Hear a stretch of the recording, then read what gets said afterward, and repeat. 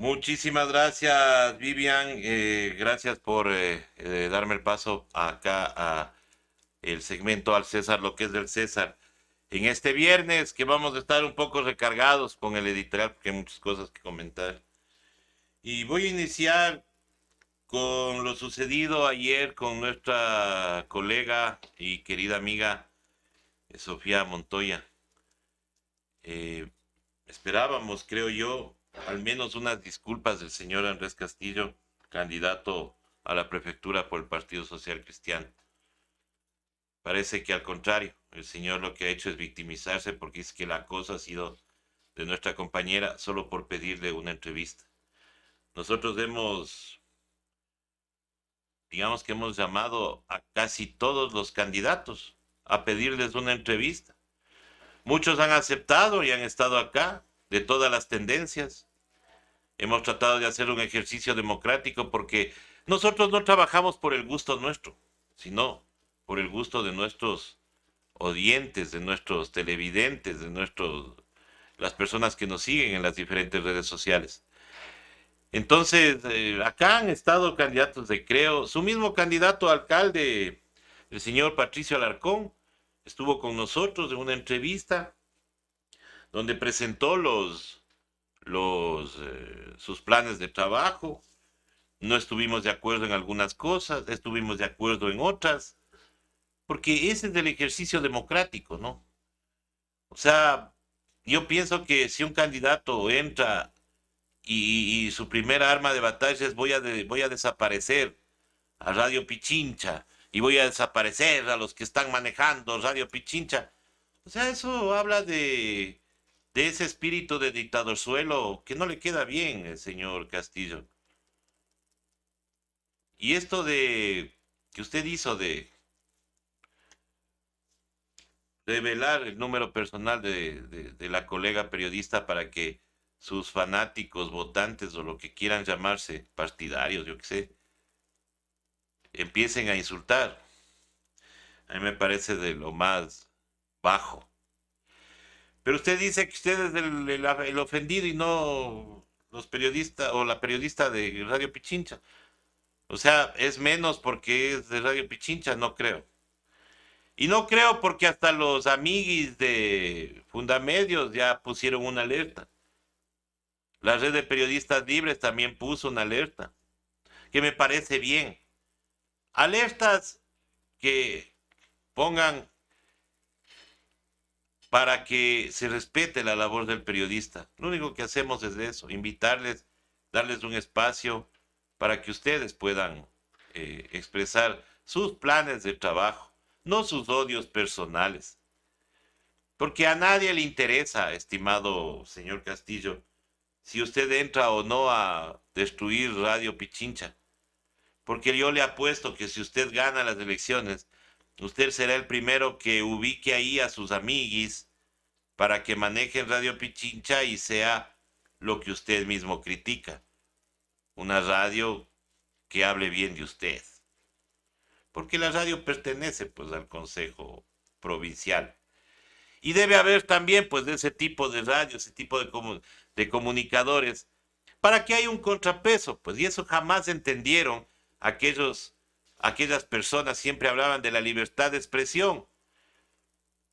Yo siempre me acuerdo de esa discusión cuando estábamos en el debate de la ley de comunicación, que decían, ay, es que los medios públicos son órganos el gran parlante, decía César Montúfar, y que la mejor ley es la que no existe, eso decía el señor Montúfar. Pero medios públicos eran cuántos? Pongamos un número, 14 en todo el país. Digamos, pongamos, 14. ¿Y cuántos medios privados hay? Como más de 2000. ¿Qué contrapeso se podía dar con eso? Y ahora que ya no hay medios públicos, son medios igual, como se quejaban antes, que el canal del Estado, la radio pública, eran órganos de difusión, es lo mismo. ¿Por qué? Porque es del gobierno, que no debería ser así, por supuesto, porque los medios públicos deben tener otra lógica. Pero ustedes se quejaban de eso y hoy los ocupan a esos medios. Entonces debe haber un medio disidente, tiene que haber un medio que dé la contraparte para que la ciudadanía sea la beneficiada. Y entonces les molesta porque les contradice al relato oficial al que quieren posicionar. Por eso les molesta Radio Pichincha. Por eso les molesta. Nosotros somos odiados y a veces hasta ninguneados por ciertos candidatos. Que se les dé el espacio, se les abre el espacio para nuestra audiencia y resulta que aceptan entrevistas a última hora en otras radios y se van y nos dejan colgados a nosotros con nuestra programación.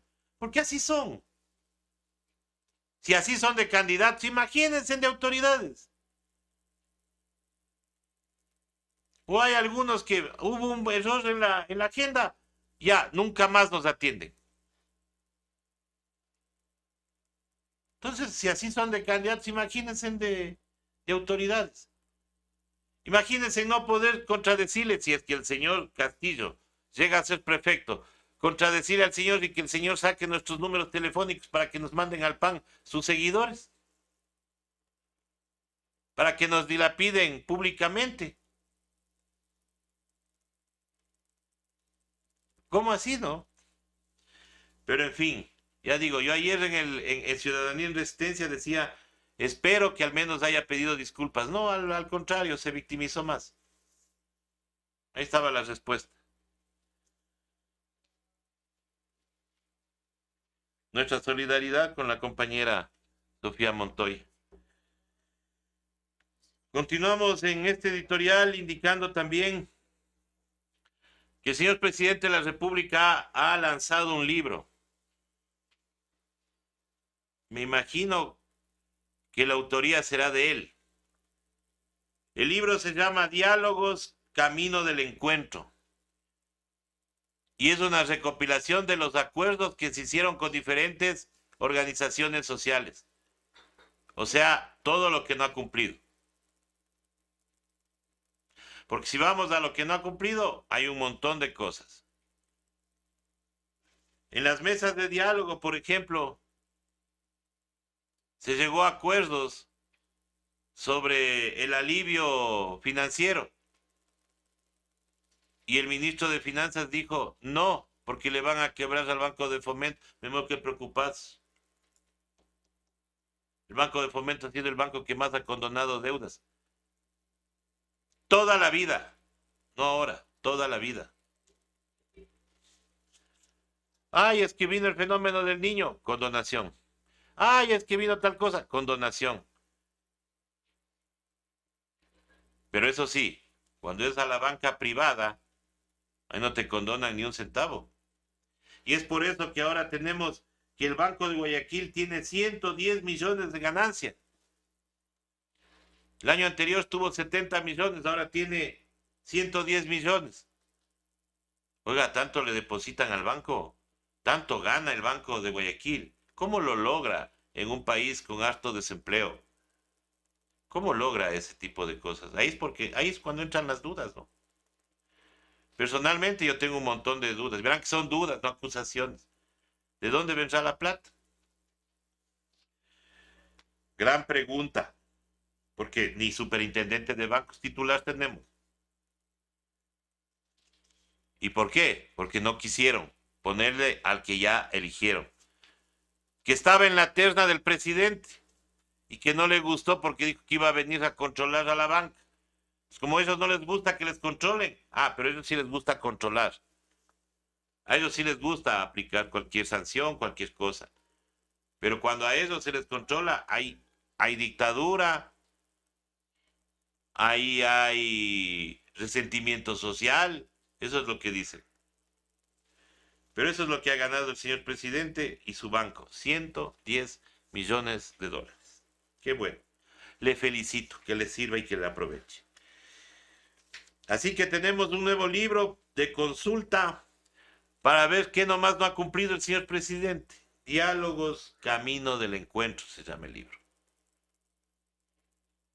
Esperemos salga a la venta para ver qué nomás no ha hecho. Porque del encuentro solo tenemos migración, miseria y hambre. De los TLCs no vivimos. De las visitas al Santo Padre no vivimos. De sus viajes a Washington no vivimos. Porque, a ver, ya han pasado más de un mes de su lacayesca visita a los Estados Unidos, en donde fue a ponerse a las órdenes, ni más ni menos como cuando Lucio Gutiérrez fue a declararse el hermano menor de los Estados Unidos. Ahí solito fue a decir él que todo el Ecuador era el hermano menor de los Estados Unidos. Guillermo Lazo hizo lo mismo, dijo que nos iban a apoyar en el tema seguridad. Hasta ahora yo no veo que traigan un radar. Hasta ahora yo no veo que hayan mandado armamento para equipar a las Fuerzas Armadas, a la policía. No les dan ni un avión, porque en Colombia les dan aviones, les dan helicópteros para luchar contra el narcotráfico. Acá no. Dice que están pidiendo ayudas, y las ayudas no llegan. Pero eso sí, ponen en la agenda presidencial una consulta popular para abrir la extradición. ¿Extradición de quién? De ecuatorianos. ¿Qué ecuatorianos? Los incómodos, no los narcotraficantes. Y no los narcotraficantes porque aquí no hay grandes capos, como dicen algunos. Aquí solamente son empleados de medio nivel, que lo que están haciendo es transportando la droga por nuestras fronteras que no están siendo controladas por las Fuerzas Armadas. Que si controlaran un poquito más, no entraría tanta droga y no habría tanta incautación de droga. Pero hay tanta incautación de droga porque pasa, logra pasar por las fronteras que no están siendo controladas. Porque les recuerdo, señor presidente de la República, que usted mandó a retirar el radar que estaba en la frontera norte y colocarlo en el Cerro Montecristi.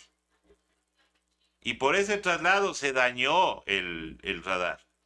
Y hasta ahora va un año y más y usted no lo ha repuesto, no lo ha reemplazado.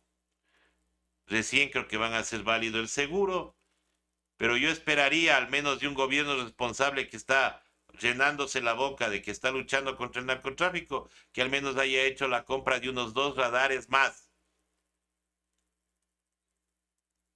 Pero no hay ni el proceso de compra, o estarán esperando que les regale Israel una vez que nosotros votemos en contra de la sanción que le pueden otorgar a Israel por la invasión a Palestina. Porque para eso estamos nosotros en el Consejo de Seguridad. Para nada más, para hacer un voto más a favor del Estado sionista. Se fueron a Israel, visitaron empresas de tecnología y la pregunta es, ¿ya llegó esa tecnología? Verán que ya va a ser un año de ese viaje, ¿no? Hasta ahora no llega ni la tecnología, no llega ni las ayudas, no llega absolutamente nada. ¿Qué están esperando? No sé.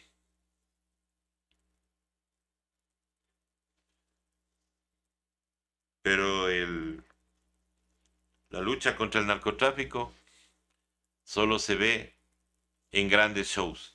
Shows como el de ayer, en el que el COSEPE dice, ya basta. Basta, dice, de los jueces que están dando medidas cautelares a estos cabecillas de la delincuencia organizada. Respaldaremos al SNAI, decía ahí, en las decisiones para que esto no se dé y no vamos a cumplir con la decisión del juez. Resulta que esa decisión del juez está basada en 150 documentos emitidos por el mismo SNAI en las que certifican que el señor PPL, conocido como Anchundia, tiene buena conducta, no está inmerso en ningún tipo de masacre carcelaria, se ha portado bien, ha cumplido con todos los requisitos y tiene 40 certificados emitidos por personal del SNAI que hablan de que es una persona tranquila y que se merece el traslado hacia su centro de detención original, que era el centro de Santo Domingo. Y claro, pusieron el grito en el cielo que el ya basta, el ya basta, el ya basta, y no justificamos al juez, ni lo conocemos, peor al PPL, ni lo conocemos. Pero se actúa en derecho, estimados amigos. Y lo que está haciendo el gobierno puede ser causal de destitución, porque no están acatando decisión de autoridad competente. Artículo 130, numeral 1. Deben mandar, la asamblea deben mandar esto que está sucediendo a la Corte Constitucional, y con el dictamen de ellos se puede proceder a aplicar el artículo 130, numeral 1, porque el señor presidente está arrogándose funciones. No tiene por qué oponerse a la decisión de un juez. Y decir, inclusive en Twitter, de que él no va a cumplir hasta que los jueces hagan las cosas honestamente, dice él. Pero de lo que hemos revisado, este juez de Santo Domingo se basa en los documentos firmados por la misma SNAI, entidad del Estado. Entonces sí sería bueno, estimado presidente, que se haga asesorar bien por personas que al menos conozcan un poco de derecho.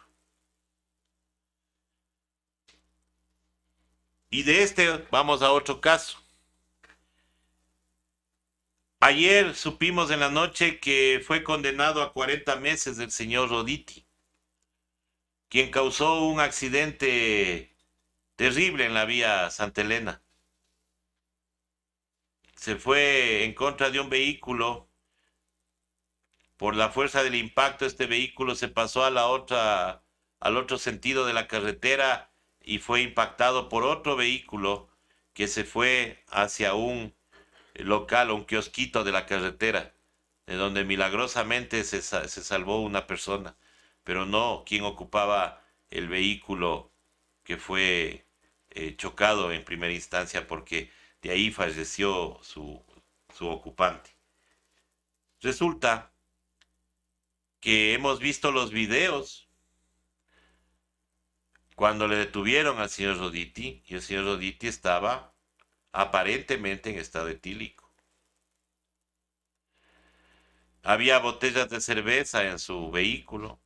Sin embargo, no se ha tomado en cuenta eso y le han dado la pena menor. No soy juez, no voy a meterme en esos temas, pero sí me causa un poco de sorpresa de que el causante de semejante accidente, que no es una persona conocida por sus buenas prácticas, sino al contrario, tiene ya antecedentes de pelearse con los vecinos, de querer masacrarle o mejor dicho, de masacrarle al guardia de seguridad de la garita de su urbanización, junto con su padre. Entonces, ya no es normal del señor Roditi ese tipo de cosas. Sin embargo, ha obtenido la pena de 40 meses y esperemos que al menos reflexione y cambie su actitud, porque al menos él va a tener esa oportunidad, porque quien murió ya no. Continuamos en Al César lo que es del César y vamos al tema que causó ayer revuelo. Yo pienso que la declaración del señor Germán Cáceres, luego de la expectativa que se mantenía de que iba a hablar, de que iba a decir quién le ayudó y todo lo demás, quedó en un claro espíritu de cuerpo. Nadie le ayudó, actuó solo. nadie le vio, y entonces hagamos el recuento. El señor tenía guardia, salió solo de la escuela superior porque le dio permiso un general para que vaya a jugar fútbol. Regresó del juego de fútbol solo en su moto, casi se mata porque a la entrada de la escuela se viró con la moto y un vehículo pasó a escasos centímetros de su cabeza, que agradecemos, pobre chofer, si hubiera fregado la vida si pasaba algo con el teniente Cáceres de esa noche.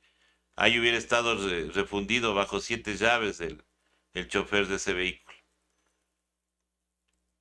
En ese estado, solo, el señor Germán Cáceres ingresó a la escuela superior.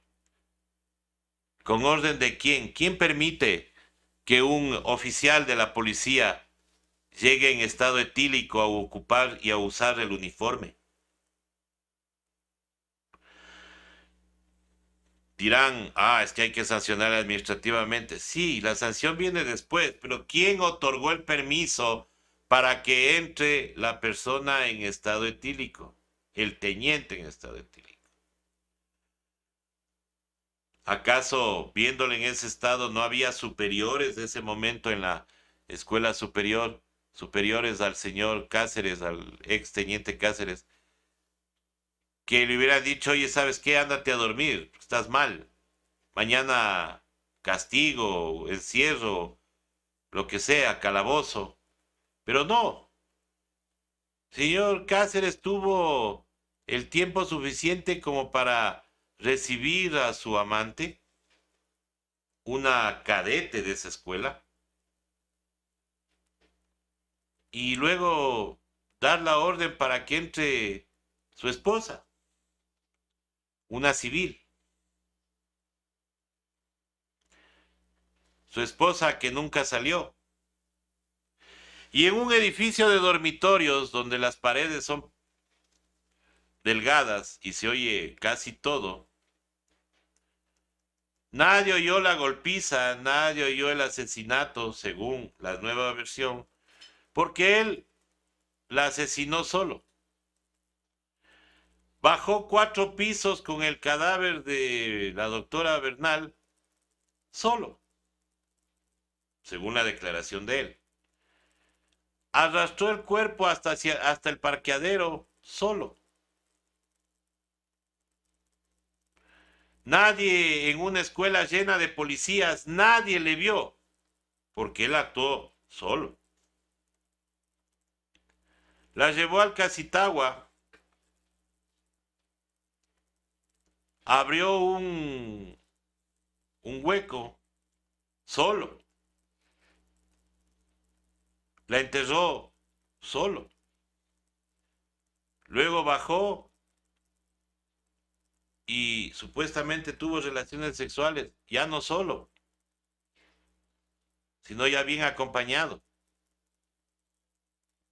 de acuerdo a la versión de Cáceres. Hay mucha gente que trata de defender la acción de Cáceres y dicen, ya viene Chito, ya se les cayó lo del crimen de Estado, porque el señor actuó solo, es un crimen pasional. Ah, qué bonito. Crimen pasional en una escuela de formación de policías, llena de policías, donde nadie vio ni oyó nada.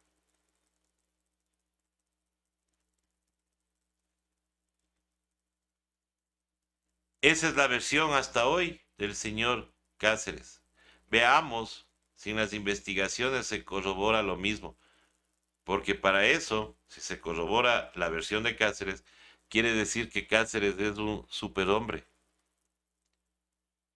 Pues no podía pararse cuando entró a la escuela, asesinó a su esposa, bajó 4 pisos con el cadáver, la arrastró, la llevó, la enterró y todo lo demás cuando vimos que no podía ni pararse. pero según él actuó solo.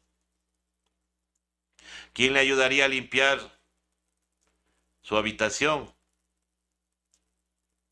¿Quién le ayudaría a coger cobijas, a traer plástico, la cinta adhesiva y todo lo demás, como encontraron el cadáver de la doctora Bernal? Todo actuado solo.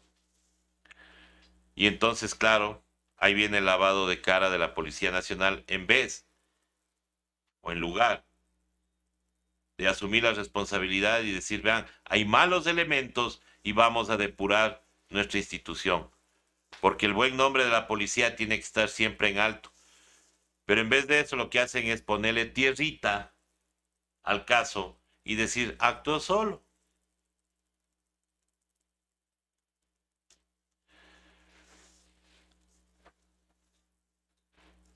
En el César lo que es del César también tenemos que decir que así como hay malos policías, también hay policías a los que tenemos que defender. Y más que todo aquí sí al buen nombre.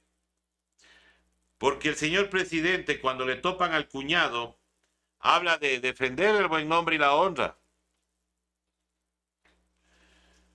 de su cuñado. Pero él no es capaz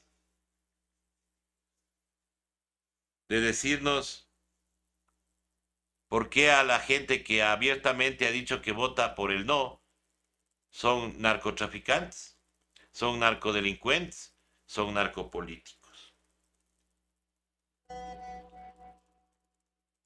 Él puede dañar la honra de cualquier persona, pero cuando le topan al cuñado salta a defenderle como un tigre. Él sí puede decir que las marchas estaban financiadas por el narcotráfico sin presentar una sola prueba. Él puede decir que el narcoterrorismo estaba en esas marchas de junio sin presentar una sola prueba, dañando la honra de los dirigentes indígenas en ese momento que estaban al frente de la marcha. No ha presentado un solo documento en el que hable del financiamiento expuesto del narcotráfico. A 5 asambleístas les dijo que le habían ido a pedir dinero, les puso una denuncia, luego la retiró, pero ya dañó la honra de esas personas.